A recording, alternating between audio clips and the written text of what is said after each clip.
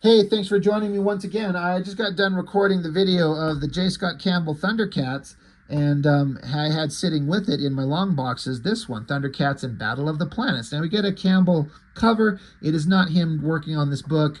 Um, it'd be nice if it was, because I went on and on. If you saw that other video, how I was just like, oh my gosh, Campbell's just perfect. He's so good. He's just incredible. The artist who does the work in this thing, it's pretty fucking amazing too. Kaare Andrews. I don't know if I'm saying that name right. Kaare. Is it Kari? Is that Carrie? Kaare Andrews? I don't know. Thundercats Battle of the Planets. I was talking about how Wildstorm grabbed onto some like 80s cartoon properties to make books on them. And they put forth a big effort. There was a Robotech series. I never got to see Robotech, but I collected that series, and it was all right. There was some really cool artwork where they were trying to mimic this style of like an animated show, which I kind of appreciated, which we get in this too. But so I watched Thundercats all the time. One of my favorite memories. It's my favorites was Transformers. Second favorite was Thundercats. Third, He-Man, and Voltron's in there somewhere. But Battle of the Planets. I know that that's another one of these, like, if, and again, correct me if I've got it wrong, but it was a Japanese cartoon. Is it Gatchaman? Is that correct? Is that what it was? But then they take, and some American company gets a hold of their rights to put it on TV, and they redub, in English and give it a different name. Battle of the Planets, in my memory as a kid, I mean, I'm trying to remember the years that it was out, but I do remember being in something like first, second, third grade, and that show would come on, and my memories of it are really intense, of like this amazing ship that they had, all these vehicles. There were a couple episodes where some shit was really scary to me. Not scary like I was terrified, but like the intensity that a kid who doesn't know anything, you're just really young and you're watching a cartoon and some really intense stuff, that it sticks out to you. And then you rewatch it as an adult and you're like, oh, that wasn't scary at all. But to me, being 7 years old or whatever the hell I was, it stuck in my mind as scary. And so the memory of it is better than what it actually kind of was. I've tried to revisit Battle of the Planets. It's a little bit too silly. I can't revisit it and enjoy it. I can do that to Thundercats. I can do that to Transformers, He-Man. I mean, He-Man, like those of you know, I did a freaking 6 volumes of a Masters of the Universe fan comic. So I must like them, right? But they're like my third favorite animated show from the 80s. Not even my first favorite. That's Transformers. But it wasn't that He-Man was the driving force to my fan comic. It's just coming up with the story that I wanted to tell, and it happened to be I was thinking about the Masters of the Universe world, and I made a fan comic. Anyway, but Battle of the Planets, it didn't hold up to me. It's so cheesy with their 70s aesthetic. It's just kind of silly. They do mimic that in this book. It's fine. This is enjoyable. There's one thing about this that they got so much better than so many other things that I've ever seen. Again, I'm not saying I've seen everything that's out there, so if I say this is the best interpretation of comic art that looks like and resembles an animated show that I've ever seen, and you could be like, well, you haven't seen this. Like, yes, I haven't seen everything, but the art in this, mimicking old cartoon, like cell shaded actual like screenshots from the show, but drawn so much better and colored so much better, it's actually shocking. One of my favorite things is you got these two little boys. This is a comic created by guys who grew up in this era like me. You got this little boy sitting in his underwear, messy hair. He's got his action figures and his bowl of cereal as he's watching the opening credits to Thundercats. Same thing with this little boy, sitting in front of a TV, his action figures, his bowl of cereal, and they're singing the song. Like, if you know the theme song to Thundercats, I've even got it here. It's do da do do do da do da do do do. Like, he's singing the Thundercats theme song. I can't remember the Battle of the Planets theme, but he's got it going on here. So I love that it's just this nostalgic throwback to when life was so much simpler and so fucking magical if you were lucky enough to grow up like this. This was me.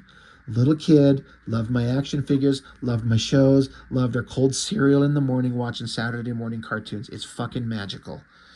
And I love it. But he's just got these kids watching these shows, just instantly just taking us back. Kids watching old cartoons. And now we get Thundercats versus Battle of the Planets. So story and art. Story and art. Kaare or Kaare. I always called it Kaare because of the double A's. So I'm not sure which way to say it. Now that I've got a YouTube channel, I'm saying shit in front of people. I want to get it right. It's important for me to pronounce people's names right. And I would like to learn.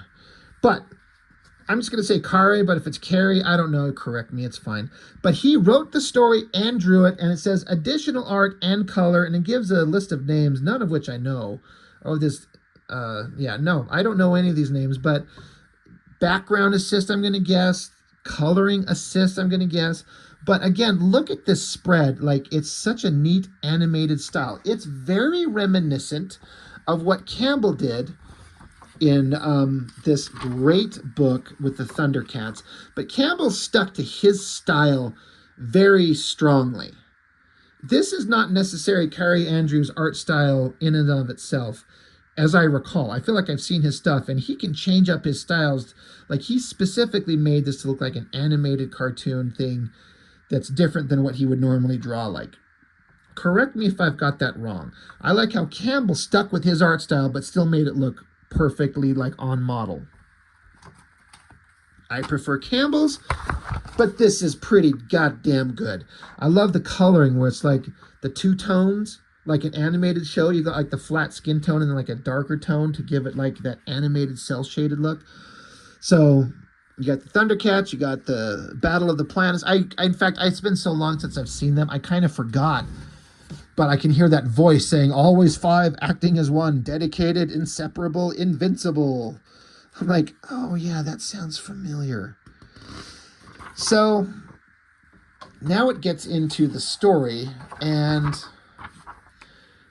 we start off on like Third Earth with the Thundercats, and then regular Earth, where the Battle of the Planets guys are. And there's some kind of like portal merging together.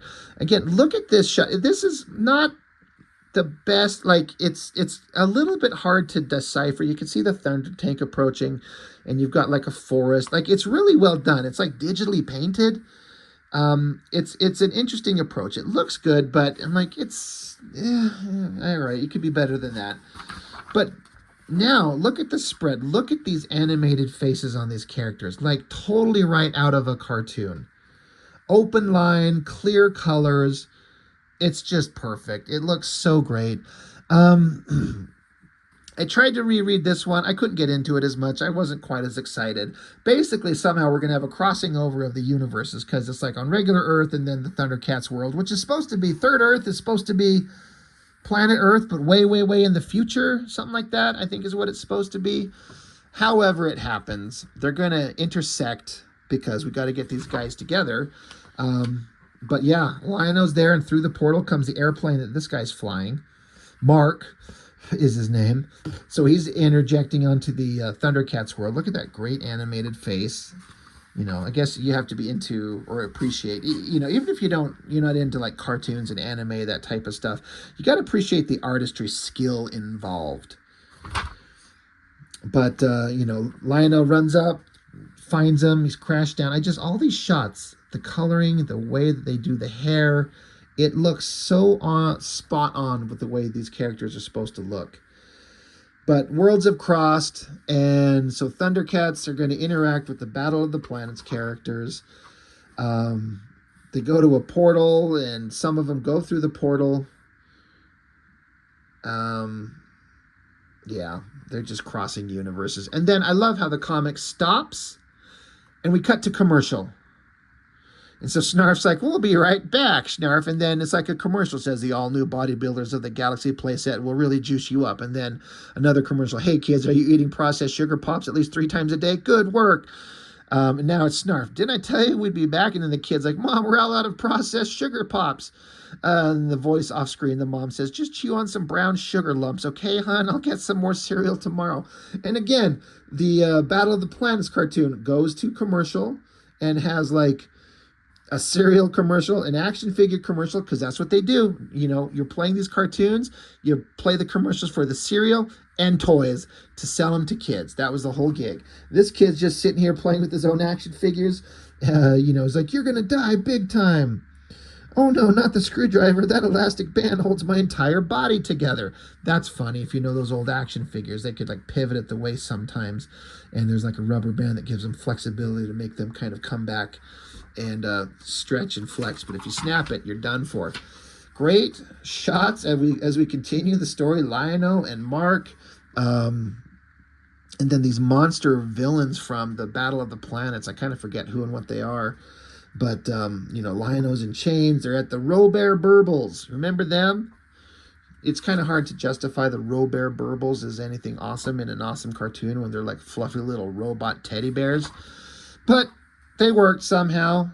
Lion-O shows up. He's there. He's taken prisoner. He's got his weapons taken from him. So these bad guys beat the shit out of him. I'm a little bit unsure about the choice to have this angle, to have Lion-O's bulging dick mound right there front and center on the page, but you know, the angle works. It's a good shot. It works. Yeah, this Robotech comic series right there. I think that's the one that I collected. Again, I watched a couple episodes of Robotech later on in life, and I was like, I do not get this. This is too fucking strange for me. I loved the artistry of the animation and these jets. I forget what they're called, VF something or others. They were so badass, so good. But then like the human stuff, there's like a girl that's a concert like superstar, and they're singing. You gotta stop. I did not get it.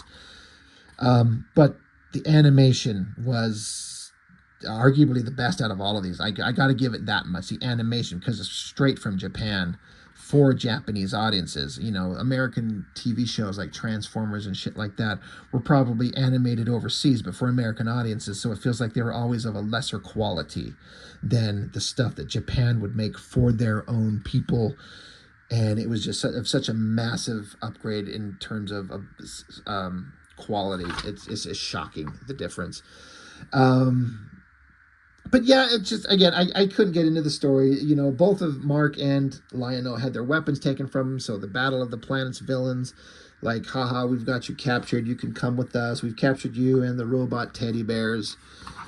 Meanwhile, the Thundercats went back into regular Earth, and now they're in the 70s, and they're in costume. They're in 70s attire, the little striped pants and the terrible hair, and Panthro saying, "Stay cool, Daddy-O." Like, it's all done for fun. I'm not shitting on the story at all. It just wasn't anything that really got me interested. But I appreciate what they're trying to do, what Kaare Andrews is going for here. It's fun. It's a lighthearted romp. I got that badass vehicle. That's the race car from the... What was the name of the big giant jet that the Battle of the Planets guys had? Some big giant jet, and then there was like the nose would open and a freaking race car would come out, and then the tail end, another jet could come out, and on the tips of the wings there was like a bubble pod thing, and the other one was the girl would ride a motorcycle. It all seemed awesome to a kid at the time. Now you're like, I don't know if that would work very well. But it's a cartoon. What the fuck do I know? Great shot. Look at that energy coming off her hand. Very kind of like spindly little arms to kind of emphasize the cartoony animated nature of it all. Eventually, our heroes are going to break free, get their weapons back, and be badasses. It probably happens through here. Could have some action scenes. All well drawn. Oh, yep, here, Mark. I guess they have watches. Is that how it is? It's Power Rangers, right? They got a watch. Like, it's Morphin' Time or whatever the fuck they do. Lion-O gets his sword back, does his little Thundercats hoe thing, and of course, Chitara responds. She's the Thundercat hoe. But now, transmute, I don't remember that. But again, I haven't watched it in a long time. But he puts on their bird outfits and starts kicking the shit out of these guys. And Lion-O's being a badass. Once you get that sword in his hand, he's pretty much undefeatable because that sword can literally do anything. Great spread, though. Each leader of the team gets a heroic moment to be badasses. Look at the sea of just villains coming after them. But I guess the rest of the Thundercats and the whatever the hell the Battle of the Planets guys. I can't remember what their names are. But they're all together. Now we're all teamed up together, so now we're all fighting. That's a pretty epic shot right there. That's pretty fucking awesome. Lot of effort going into that thing. Like, that is something right there. That is pretty badass.